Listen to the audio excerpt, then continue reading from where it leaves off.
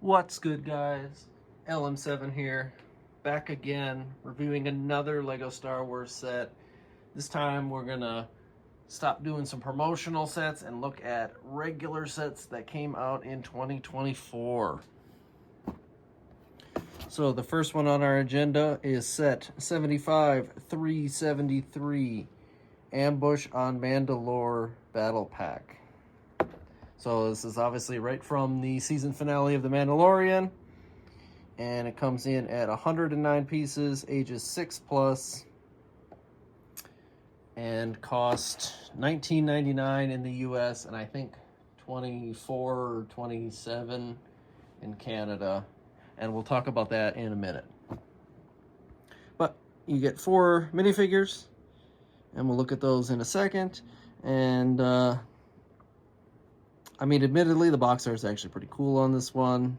A lot of action, considering what the set actually is. And if you flip it over, you have my least favorite thing ever, which is that. Push in to rip your box. No, I don't want to do that. But just another angle of the same scene, showing you can do different things and use the props in the set differently.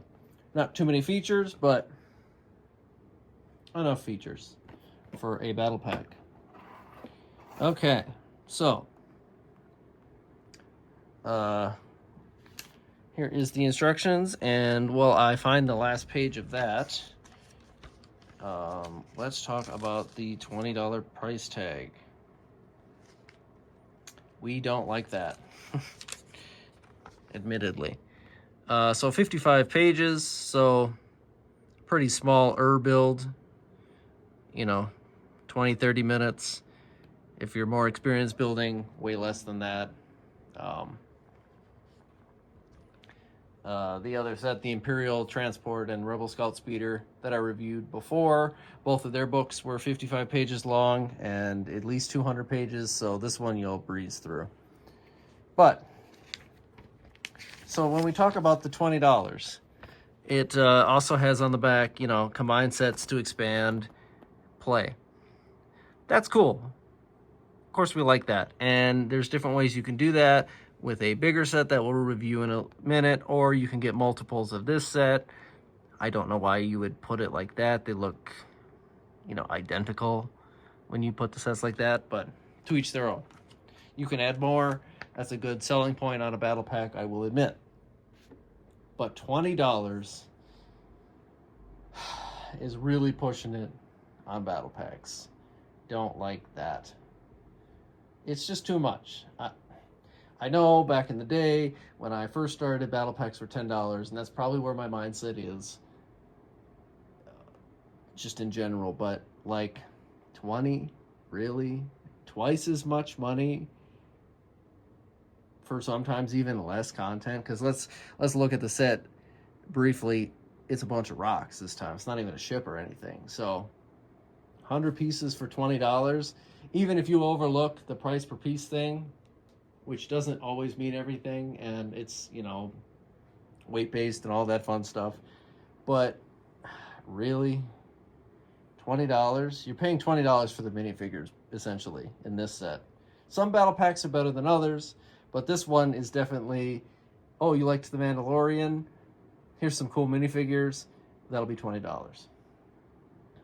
And they're even increasing the price to $22 or $23 nowadays, and that is just egregious. Just too much money. I think they should be 15 or 17 max, and even 17 is pretty high. They're supposed to be battle packs, like, impulse buys. I can't always justify an impulse $20, but, $10, yeah. Especially for younger kids, which is the target of battle packs, past collectors standpoint. Anyway, rant aside about price, let's look at the dudes to see if they're even worth $20.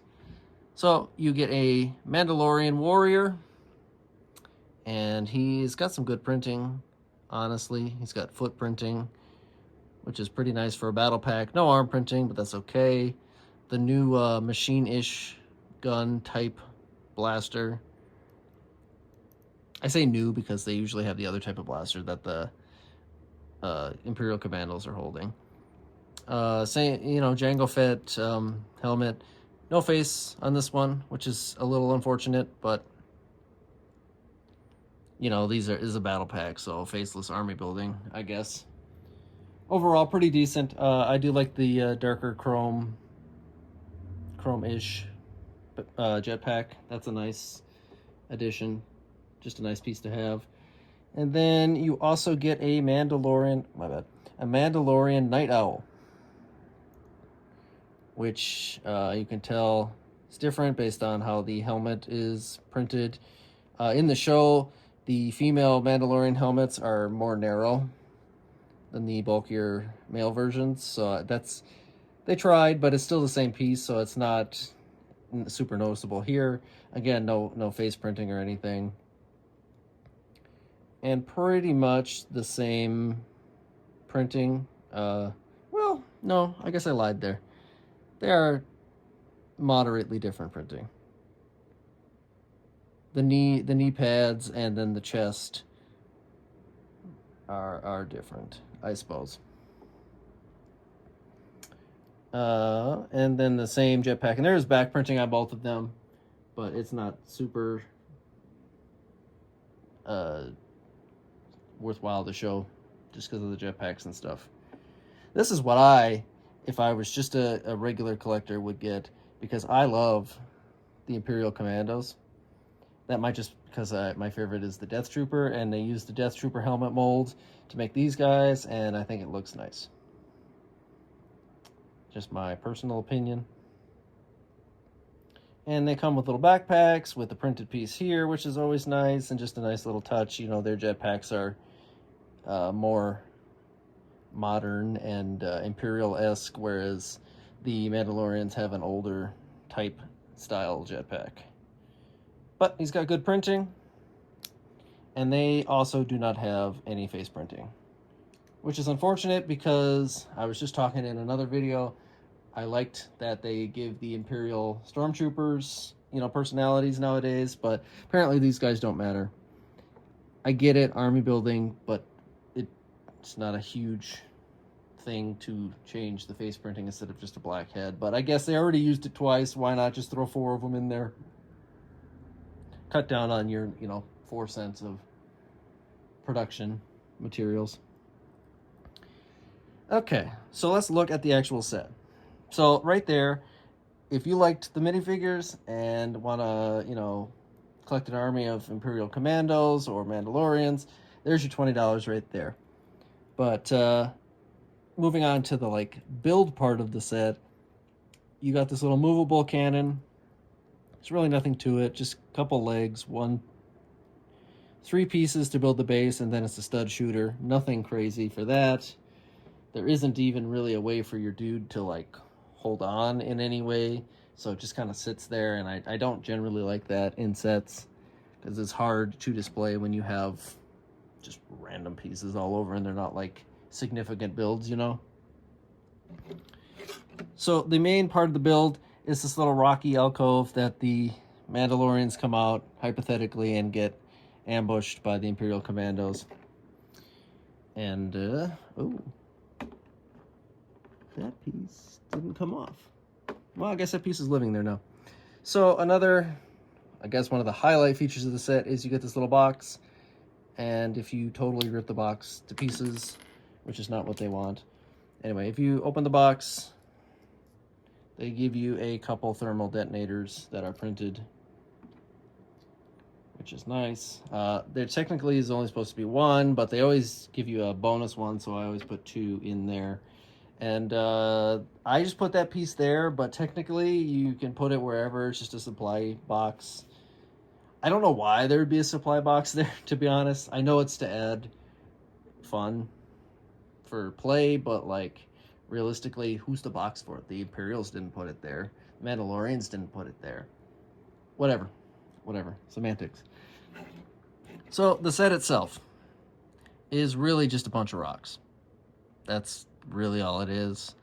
A couple light gray base plate pieces. One is wedged and one isn't. And then a couple arch pieces and some rock.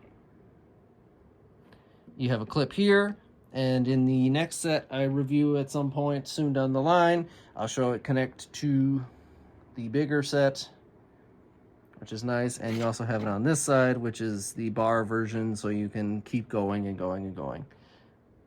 Which, like I said, is cool, but, you know, again, just a bunch of rocks. If you flip it over, they do give you one additional long rifle that you keep on the clip. Cool, I suppose. But none, your dudes already all have a weapon, so it's just kind of there. The main feature of the set, which is why I don't think it's worth $20, because it is a bunch of rocks, is this little Technic section here that in real life wouldn't be there, but it's there for display purposes and play features. So it's a little ball joint and a little clear piece, and you put your dude on there to signify them flying. And there's a bunch of different ways you can do it, but you basically just put their feet on there, and the ball joint is rough enough that it doesn't slip and fall, so your dude just looks like he's flying. And not gonna lie, that's pretty cool, but I don't think one aesthetic thing like that is worth the cost, in my opinion. And that really does it for this set. So let me make a little scene here.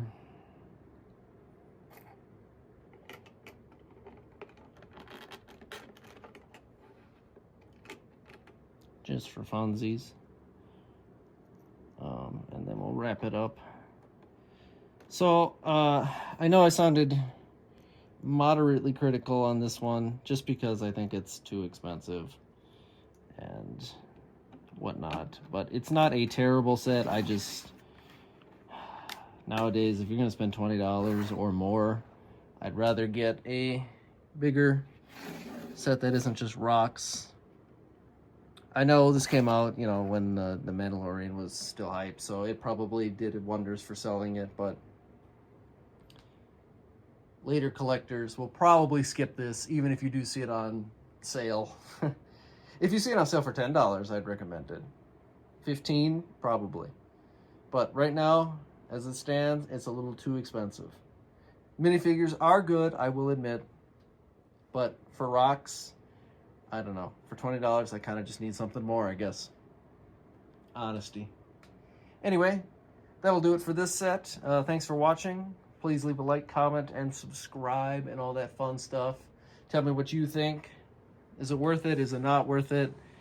Did you army build with this? Who knows? Let me know. I didn't, honestly. Not this time.